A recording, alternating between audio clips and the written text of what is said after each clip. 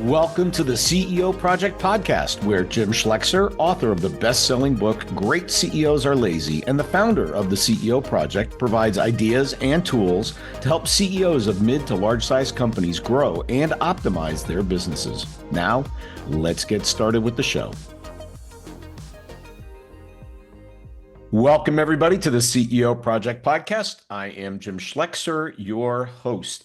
Hey, the war for talent is something that's been around for quite a long time. I think there was a book by McKinsey maybe 20 years ago that talked about, the need to have the best people in your organization. And we know that's always been true, but it's getting even worse, which is the demographic trends of birth rates are going the wrong way against us, particularly for hiring skilled people into our organization. There's just less of them available. But there is a relatively untapped resource that you need to be aware of and engage in if you're serious about building the talent in your organization.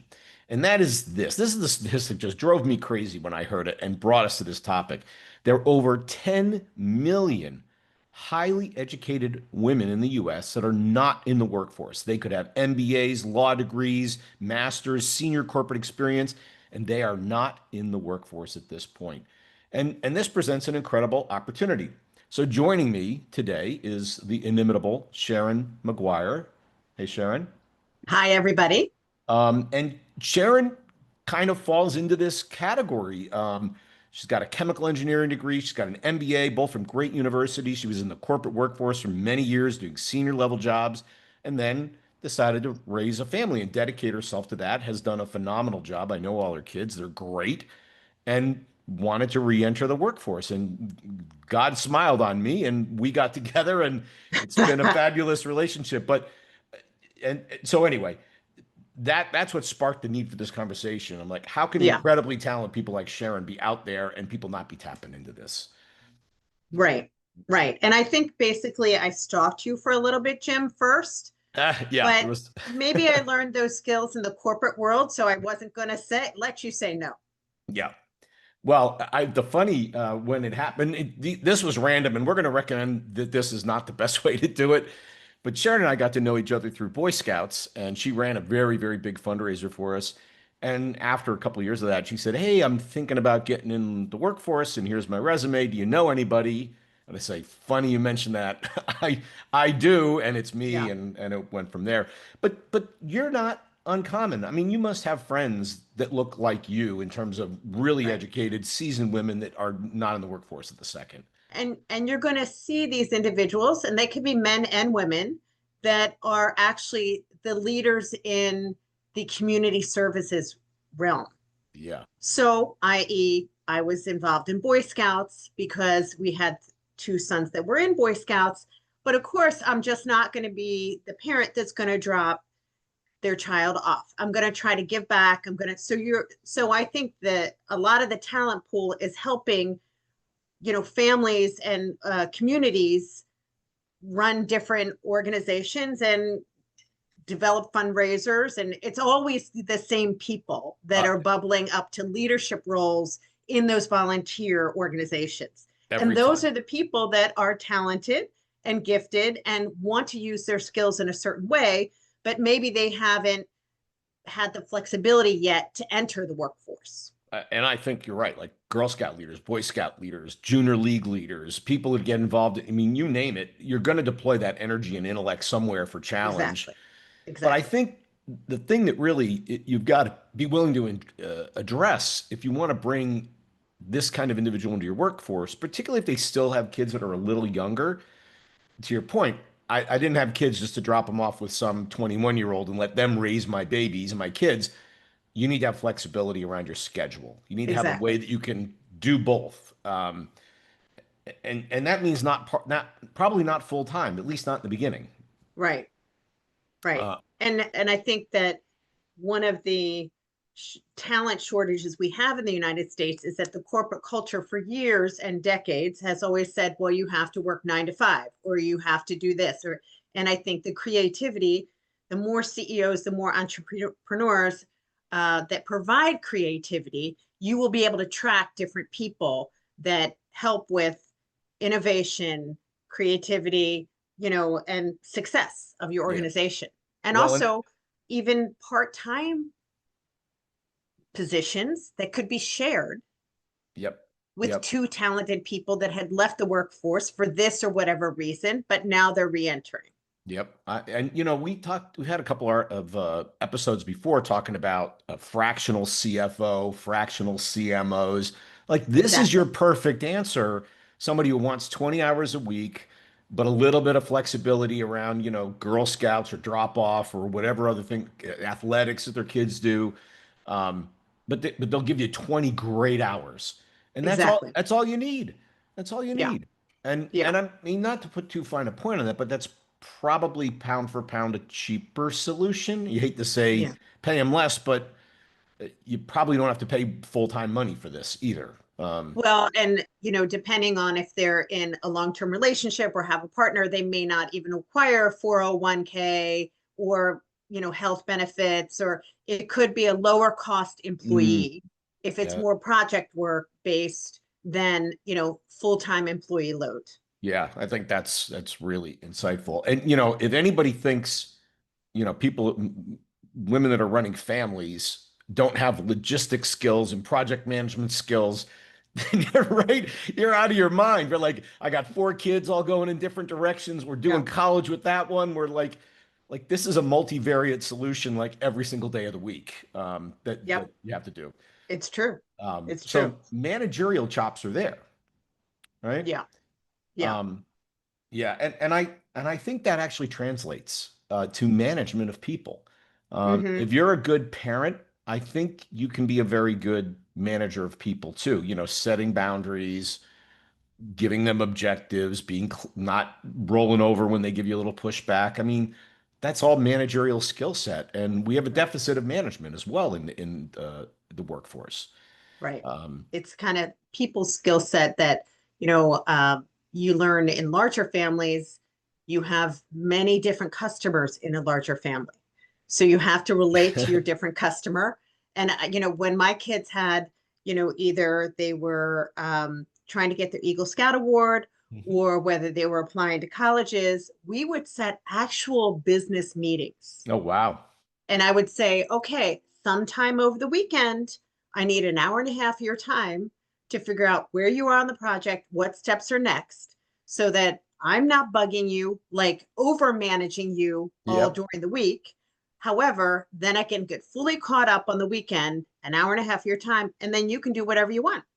Love it. And we would literally take the calendar out and schedule the time. Wow. Boy, I mean, anybody hearing, boy, I wish I had a manager that did that with me. I'm like, really, right? No micromanagement, set objectives, you go do, and then we'll check in a little while, see how you're doing, right?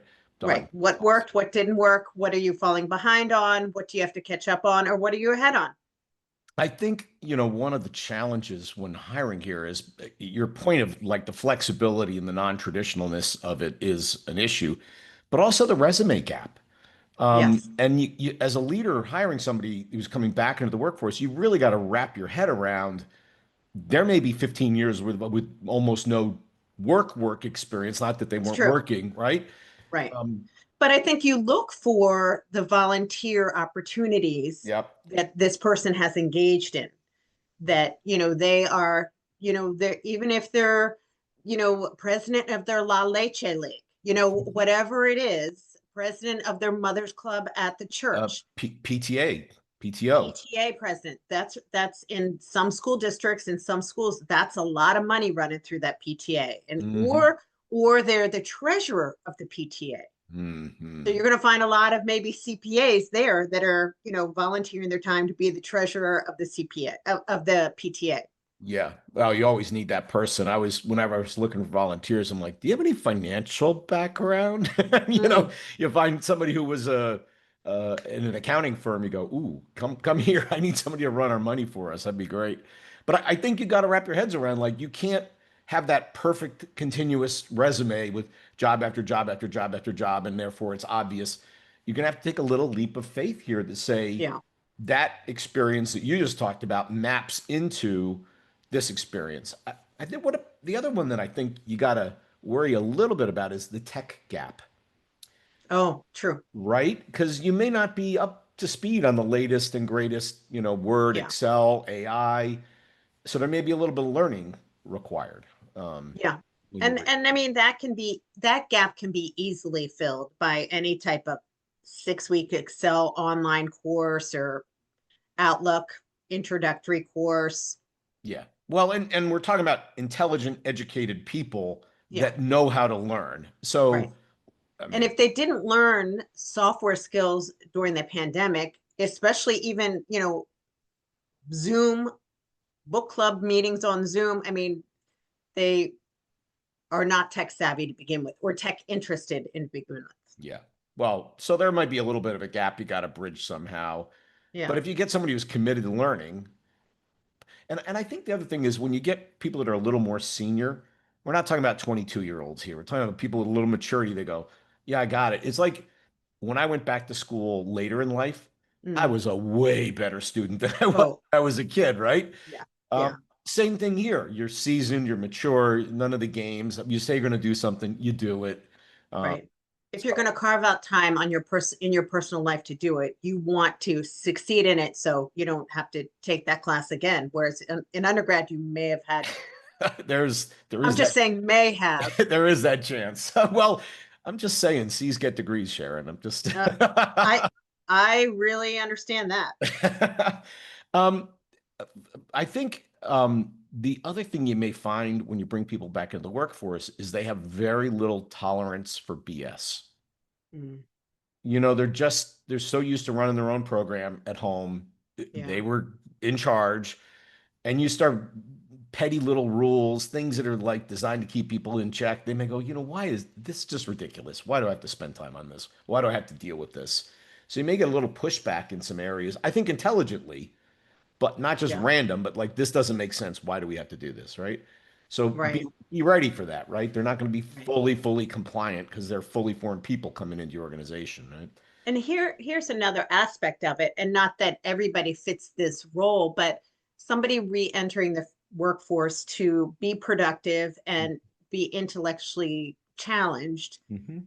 may not be looking to be promoted.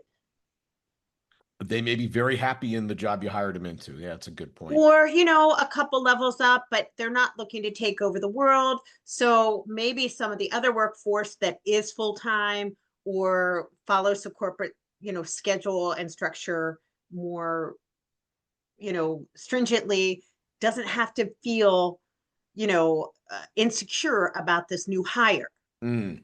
That's a great point. They're not Yeah, threatening to the sort of careerists that are in the organization. exactly. Yeah. And they can be a mentor in some ways to the career. It's like, oh, well, when I worked at my big, you know, 10 years ago or Huh? whatever the number of years it is, this is how it worked. So just go along for a while because this will, they could be in some way mentors to Mhm. other people that are actually looking to make those, upward movement within the organization. I love that one.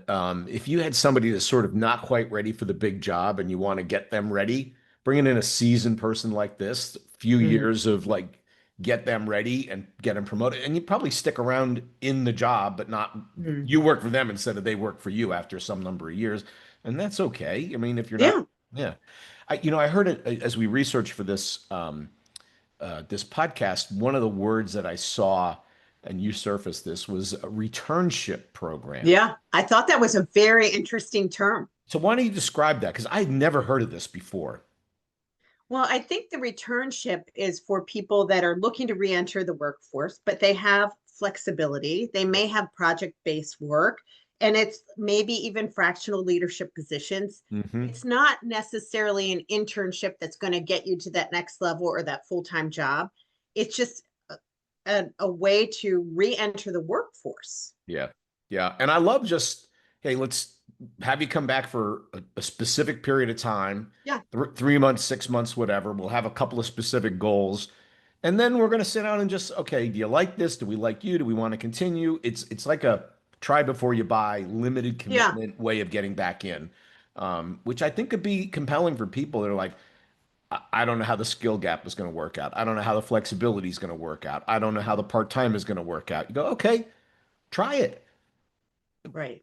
And at the end of it, you go, hey, this isn't working out. You go, done, easy. If it is though, awesome. You found a phenomenal employee that is Right. committed. So I love returnship as a, like I said, new word for me. So how has it been for you? I mean, you basically did this. How did it work as you balanced personal life and working with the CEO project? And you've had a couple of gigs that you've done at the same time. We weren't the only thing you've done. So Right. how did that work for you? How did the balance work for you? What was good? What was bad?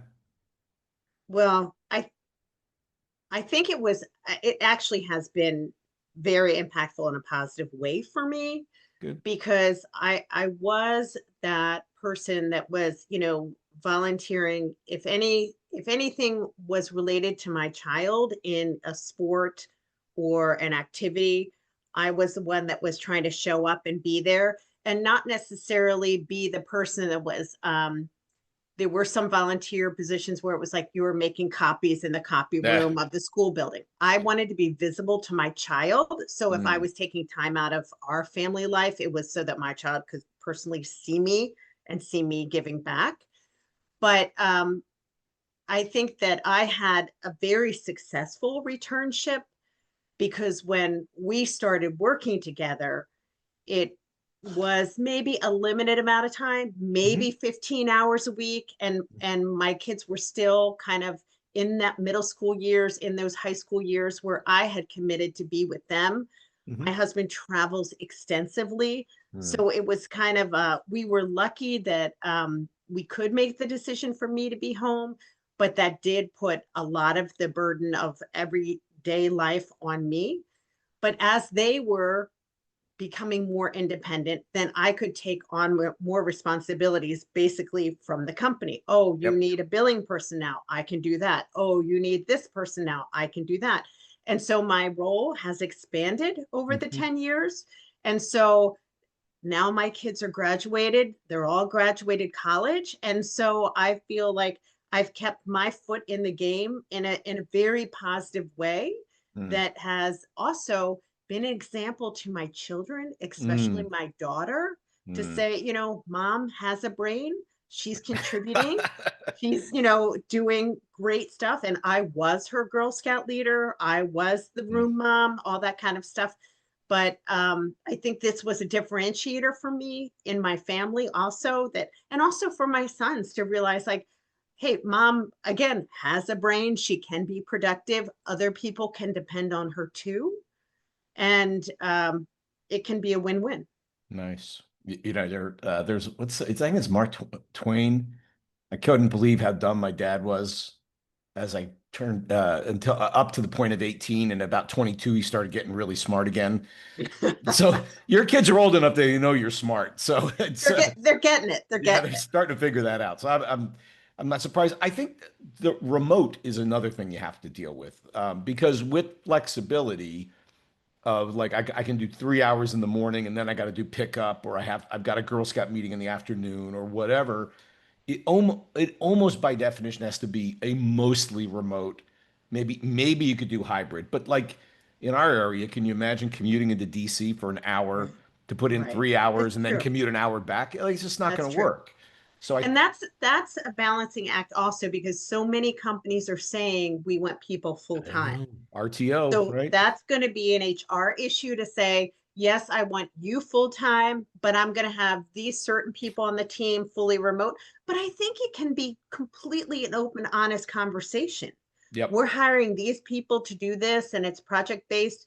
And you want to keep accelerating up the ladder. So the better that you're in the office where you can identify mentors and you can show your worth. I think that's just a conversation to be had. Well, I think a lot of leaders have to get their heads wrapped around it though, because if you polled a bunch of CEOs, they'd say, well, when people are in, I almost guarantee you, they said when people are not in the office, I don't know if they're working and they probably aren't, right? Mm, I yeah, guarantee you they would say that. And they go, that's why I want them in the office so I can see them, I can talk to them, I can coach them, and they have this mental model that says I can't have remote employees. But back to the seniority of the people you're hiring here, they're not kids. Like they say they're going to right. bang out 4 or 5 hours. That they're going to do that. I like Yeah. not to say you don't get interrupted every once in a while, but I would have, I wouldn't have that fear, but I think like the resume gap issue and the skill gap, the technical skill gap, flexibility, and then the work from home or work remote, I think you got to get your head wrapped around. But if you can, like the caliber of talent that is out there is just nutsy cuckoo. I mean, Yeah, I see women with, CPAs and law degrees, and like I don't know why we can't engage better right. with these people. Yeah. And I think the question would be if you see that that gap in your career or you're looking at a resume and you're saying, "Oh my gosh, for me, I had not worked in 15 I years. know. I had worked part-time for a neighbor who was a lawyer, but not, and actually probably that helped with a few of the technical skill gaps that I may Mm. have had, just Yep. so I was, on her computer system and all that kind of stuff. But the other question I think is you ask the person, why was there a gap? Mm. Did you leave for a specific reason? It could even be, it could also include, I had to leave the workforce to take care of my parents. Yep. And Yep. that could be a 3 to 5 year gap in career. So I think that the more you ask those questions and people don't hide the answers, it's easily resolved. And then you just get down to what skill sets do you have? What am I looking for? But I guess the real question for a CEO or an entrepreneur that's looking to fill some positions like this is, I don't know where you find them. Well, we got lucky because it was our social networks and our Right, volunteer right. networks that connected. And I was actually starting to think about that. Like, how do you find that person? And it may just be your Through your network. community. Right. Just start asking friends. I'm looking for somebody. Do you know anybody who wants to get back to work? And I Right. guarantee you, the network will bring you somebody if you're reasonably connected in your community. Because Yeah, in any reasonable community where a CEO might live, there's 300 people that like to get back to work if given the right opportunity. right. You just got to Yeah, find them. right. Yeah, that I think the social network is. It's like we talk about board seats. I tell people the next board you're going to get on is going to be given to you or brought to you from somebody you know who knows you well. I think the Mm-hmm. same thing's true here. This opportunity is going to be there's going to be a Mm-hmm. connector somewhere in the middle in most cases. I mean, we were Mm-hmm. directly connected, but somebody who knows you and knows the CEO who's looking for people, they go, oh, I know this person and she's Right, exceptional and the most amazing leader we've seen in PTA in 20 years. You need to talk to right, her. right, Her kids are going to college. She's kind of wondering what to do. Perfect. right. We ought to have a chat, right? Yeah, yeah, yeah. Is there a way for somebody trying to come back in to do it? I guess you go through traditional path, but I just think HR would shut you down so hard. I think you're right. I think most HR people would be biased to it and say, oh, I have this candidate or I have this candidate. He or she has been out of the workforce 5, 10, 15 Yeah. years. I'm Yeah. not going to risk that, under my name. But again, maybe it's also the individual that wants to re-enter the workforce has to,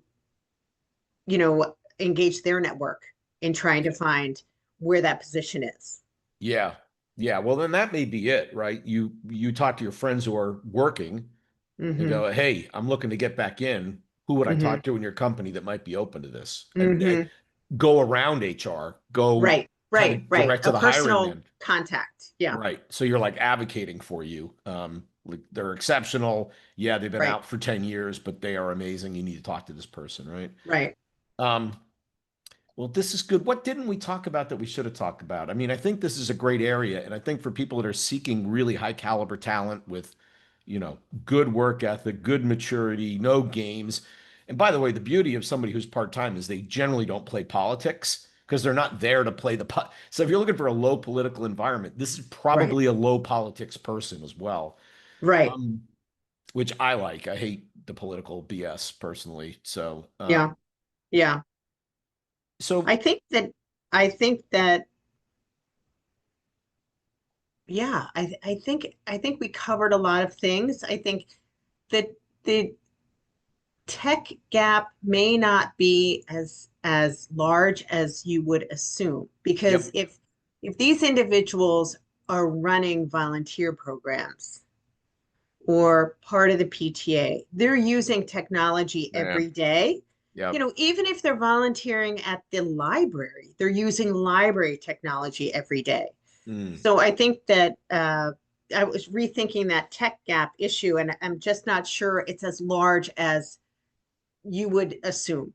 Great. I think people come in with that mental model. So Yeah, I think you're probably right in many cases. But so I had a couple of like for CEOs that are thinking about this, a couple like a little checklist to think about. yeah, yeah, So do you have any critical roles that have been unfilled for more than 60, 90 days?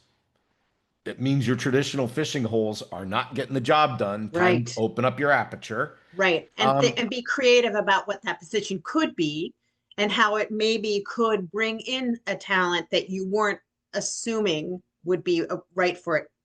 And I think exactly to that, the job listing sometimes absolutely precludes somebody like this. They go, must have 15 Right, years of continually increasing responsibility in a blah, right, blah, blah, blah, blah. And you're like, I right. don't have that. And you're gone. And so I think you got to rethink those job requirements a little bit. I think you're right. I think the job requirements are based on historical job requirements. Hmm. And this would be a creative, innovative way to shape the job requirement that may add more people to your pool. Which is if you've got that, I'm a little stuck on the hire, you've got to open Right. it up. And this is another way. I think the other thing is we talked about flexibility, location, schedule, maybe project based, or Hmm. you got to open up that idea too. Maybe it doesn't have to be a full-time person. It could be somebody who's working remote, picks off projects as we go.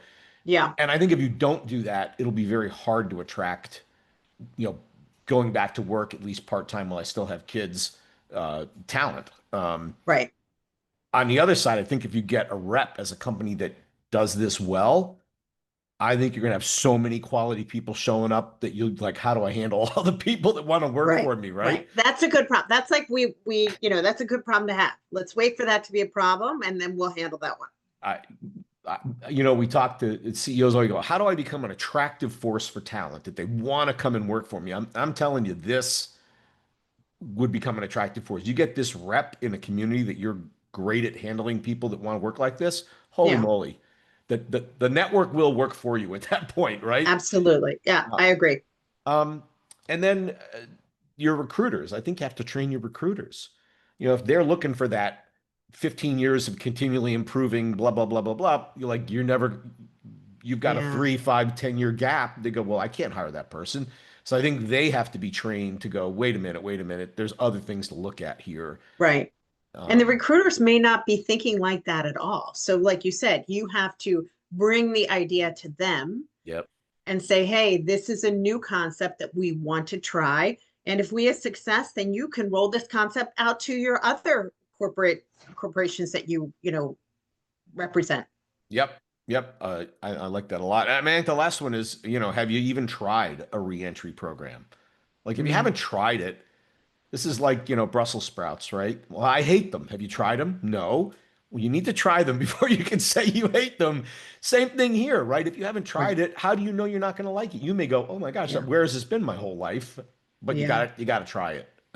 But there are examples of companies that do this very well, and not maybe not necessarily in leadership roles, but you see a lot of people, even retirees, coming back and Hmm. being greeters at Walmart or your local hardware store or working in one of your grocery stores, couple Yep. days a week, being Yep. Well, social.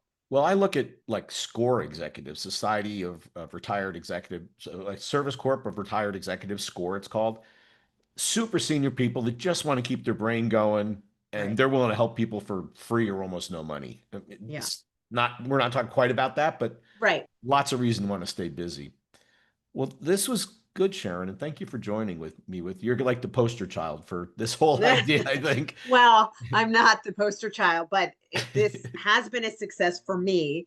And I agree. There's many highly educated men and women Mhm. that have taken time off for various reasons. Many of it is, raising a family, but many times it's taking care of a sick family member or That was a great call out, like elder care or sick family right, member. That's a great call out, right? right. A And spouse gets sick and I come out of the job market for a little while. I mean, right, that happens. right. It does. It does. But yeah, I think there's a lot of great talent out there. And the more open the entrepreneur or CEO is to being creative and innovative about it, the more they will attract. Yeah. Awesome. Well, this line was written by ChatGPT, but I'm going to use it anyway. If you're struggling to attract top talent, they may be sitting in the carpool lane right now. Right. Right? Exactly. So it's Exactly. ChatGPT has a sense of humor. Well, awesome. Thanks for joining me on this. I think it was a great topic, and hopefully we open a couple of eyes here of what's possible. And all I'm saying is give it a try. What's the worst that can happen, right? You might like the Right. Brussels sprouts. And there's a risk every time you hire any employee, Mhm. but I think really the risk is lower when you hire someone that is more mature, Yep. has had a career in some way, shape, or form, and they just want to be intellectually stimulated and productive. And those are all great reasons to enter the workforce. Couldn't have said it better myself. For those of you that joined us this time, thank you. And we'll see you next time in the CEO Project Podcast. Thanks for listening to the CEO Project Podcast. We'll see you next time. Be sure to subscribe to get all the future episodes and check out our website, www.theceoproject.com.